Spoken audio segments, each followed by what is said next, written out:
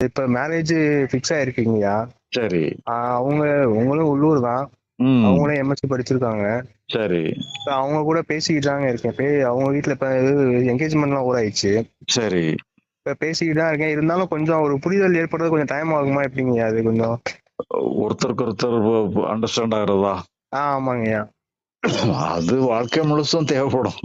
Okay okay நம்ம சரிங்கய்யா வாழ்க்கை சரிங்க. முழுசும் ஒருத்தர் புரிய வேண்டியதுதான். சரிங்கய்யா. இதுல நம்ம ஜெனரலா வச்சுக்கிடணும். நம்ம நிதானமா செயல்படணுங்கிறத மட்டும் மனசுல வச்சுக்கிடணும். கண்டிப்பா கண்டிப்பாங்கய்யா. அதுவும் நம்மள அறியாம செஞ்சிடக்கூடாது. நம்மள அறியாம செய்யக்கூடாது. நிதானத்தோட செயல்படணுங்கிற ஒரு எண்ணத்தை வச்சுக்கிட்டா போதும். கண்டிப்பா அந்த கண்டிப்பாங்கய்யா. நிதானமே நம்மள என்ன பண்ணணும், என்ன பண்ணக்கூடாதுங்கிறத காட்டிரும். ஓகே நம்ம சரி. அறியாமலே நம்மள அறியாமலே அவசரத்துல ஏதாவது செய்யணுங்கிறது தோணிரும் அது.